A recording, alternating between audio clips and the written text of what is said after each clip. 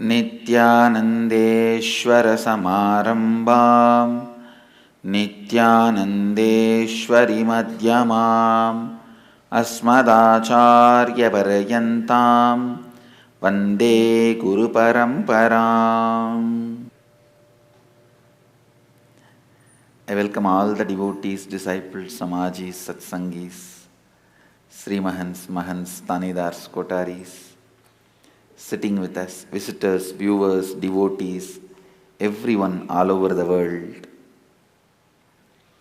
Cities sitting with us in two-way video conferencing, having Nayanadiksha, Oklahoma Somanatham, Toronto Kailaya, Tirukailaya Adinam, Houston Kalahasti Adinam, San Jose Madurai Temple, Hyderabad Gupta Kashi, Seattle Chidambaram Temple, Singapore, Singapuram, Columbus, Sri Lanka, Kuala Lumpur Varani Adinam, Los Angeles Arunachala Peetam, Warrington UK, Indrani New Jersey, Charlotte Sri Salem, Kathmandu Nepal, Oman Sivagangai, Singapore Singapuram, Ohio Prayag Temple, Guadalupe Rameshwaram. I welcome all of you with my love and blessings. Again, today I am overflowing with temples.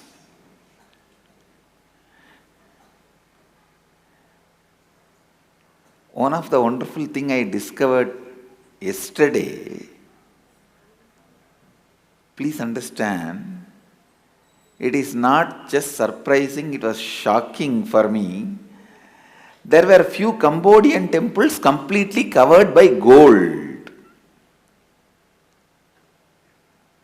Please understand, there were few Cambodian temples have been gold sheeted.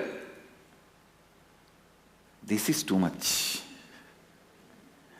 Because those temples are not like any temples you see in India, small temples like Tiruvannamalai Temple, Madurai Temple, Srirangam Temple, not like these small temples. Now what to do? I have to tell the truth. They are not like small temples like Chidambaram Temple, Srirangam Temple. Now Srirangam Temple is for 120 acres. It's too small in front of Angkor Wat Temple. Whole Srirangam Temple is less than one prakara of Angkor Wat Temple. Just one prakara. How much effort has gone into one prakara of Angkor Wat Temple? Whole Srirangam Temple is smaller than that.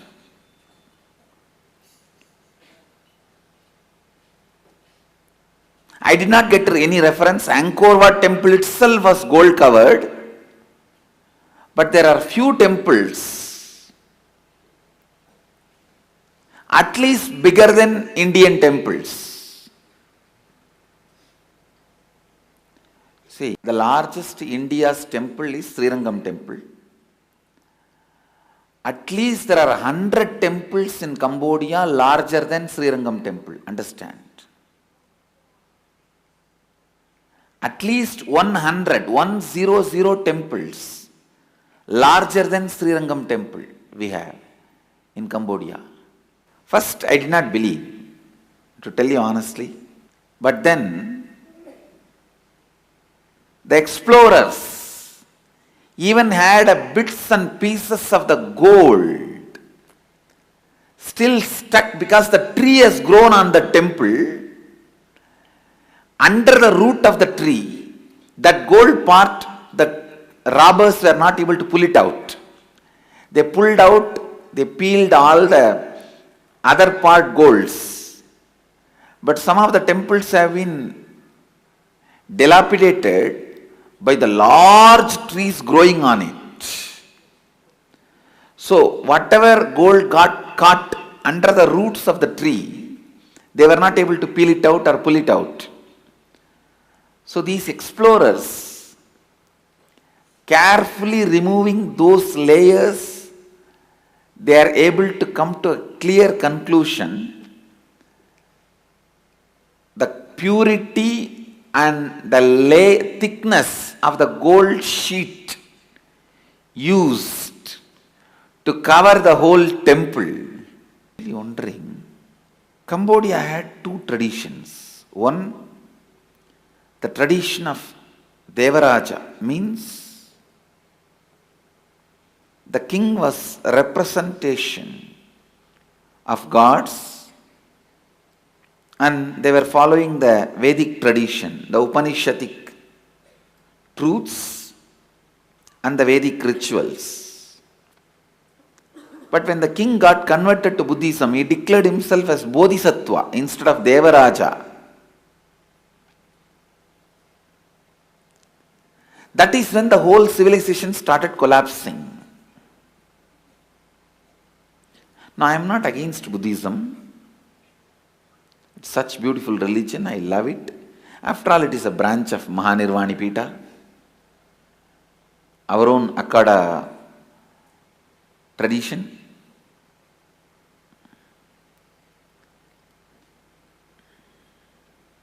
But it was too much centered on sannyas. Did not have any place for grihasthas. So, large number of people, when they started becoming sannyasis, the other mechanisms like an army to protect the country,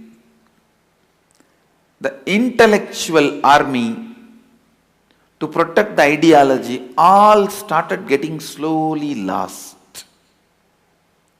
And I tell you, even in India, it's a period we spent under Buddhism. That is the time we are really weakened from inside. The will to live, will to survive got withered away as a collective consciousness. Understand? The collective consciousness of India lost the will to survive. Because Buddhism is so much otherworldly, it's unfortunate. Such large number of people becoming sannyasis, both physical army and intellectual army, both their will to survive withered away from internally. Please understand, Vedic tradition always had a very innate capability to produce physical army and intellectual army, and both of them have been given a dharmic place in the Vedic tradition. Vedic tradition gave a due recognition and dharmic place for intellectual Kshatriyas, intellectual army, and the physical army, Shastra and Shastra, for both. Lot of recognition, acceptance, a dharmic authentication was provided. It is Raja Gurus, enlightened beings who sat in the army camp every day, guided the kings when to start the war, what type of vyuha to have,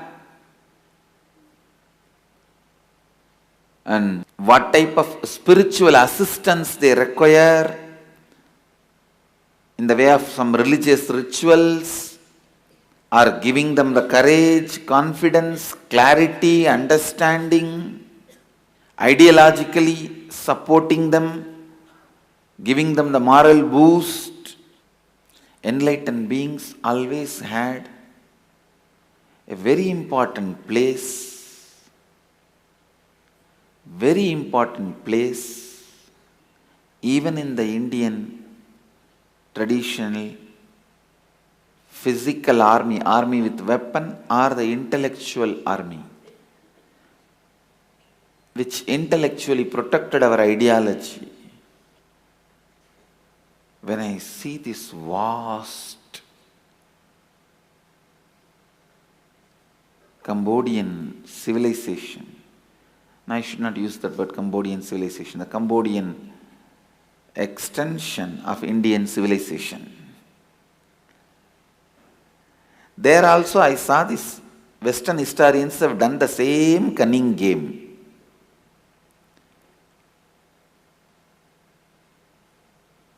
Dating those temples to 10th century, 9th century, 12th century. I think these fellows don't know anything beyond 2000 years, and they can't think anything beyond 6000 years. Only an Indian mind, Hindu mind, can think about the yuga beyond the time. Only they have the brain to even understand, comprehend time.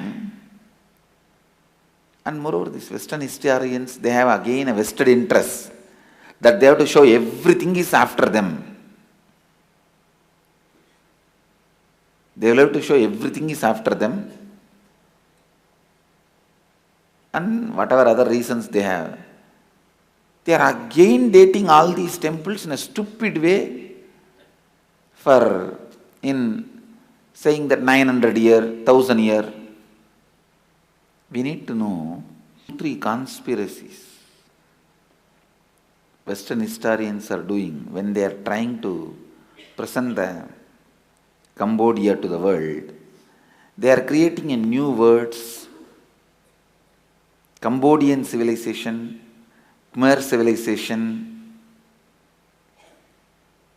It is Indian civilization extended till Cambodia. Please understand, it's a Vedic civilization. When I am seeing those temples, I can tell you from my own authority, from the authority of the Akashic records, Angkor Wat temples are all at least 3000 years old. Of course, now I will get you a proof also. I am not going to just tell it is from Akashic records, some of my whims and fancies. No. I can get you authentic proofs. I will get it. I am working on it. The whole Cambodia, I can see very clearly based on the sculptures, carvings, the way the whole thing is presented, was not only living Advaita, they were practicing all branches of Hinduism, all lineages of Hinduism, all sampradayas of Hinduism. Shaiva, Shakta, Ganapatya, Gaumara, Vaishnava, Saura, all the major traditions of Hinduism. There are such beautiful planets, the Navagraha deities, the Navagraha mandalas, such an amazing Meenakshi deity I found in some of the temples. All old temples are Hindu temples. In their original carvings in walls, nowhere you find anything Buddhistic. It's later on, because king got converted to Buddhism, temples were also changed. Forcibly the deities were removed and Buddha statues were put, Buddhist deities were put. And the funny thing, there are some temples where they put both. They don't want to remove the old deity, so they put both. There are some temples where they attributed Mahadeva itself Buddhahood and Shiva Buddha. They started worshipping Mahadeva's deity itself as the Buddha. But all the permanent large monuments, like a whole riverbed carving, everything is dedicated to Hindu gods, to Mahadeva.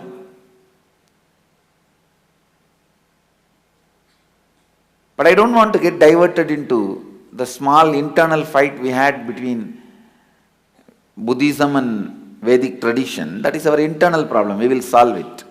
But I wanted to concentrate only on this Western historians trying to misrepresent and trying to claim those temples are very recent. Second, trying to break the Cambodian civilization from Vedic tradition. Not telling the truth. It is just extension of Vedic tradition. I am collecting a lot of evidences from Akashic records and the modern day explorers, researchers, their works. There are some neutral explorers. They are presenting as it is without putting their interpretation or vested interests that it should be always shown after Christ era. I think they can't think before Christ era, these Western historians. That is why they put everything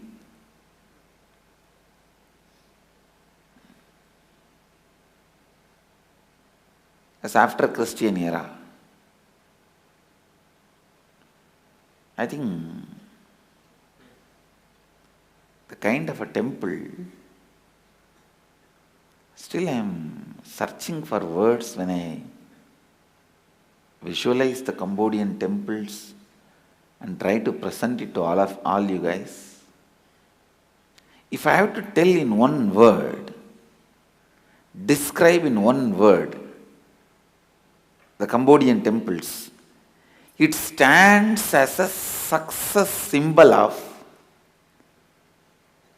at least few million people radiating the power of Advaita in their intellectual, emotional, energy level, muscle memory, biomemory and bioenergy in all levels.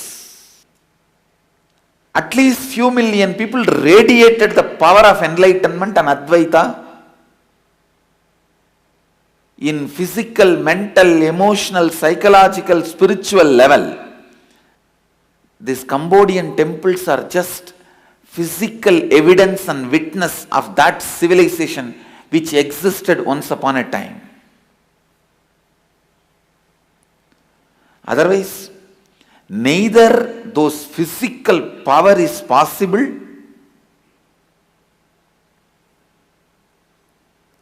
nor that kind of a extraordinary visualization is possible as a sculptor. Please understand, as a sculptor, I myself know carving. Tomorrow I will give you some of the insights about these Cambodian temples as a sculptor. From that dimension, I will present some of the facts about these Cambodian temples.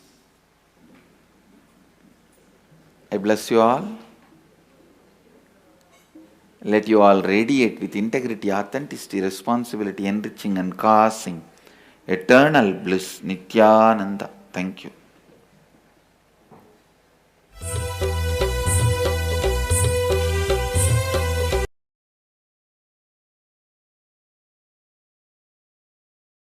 Nithyananda Dhyanapeetham, Nityananda Nagar, off Mysore road, Bidadi, Bengaluru. Phone 08027279999, www.nityananda.org, www.youtube.com/lifeblissfoundation.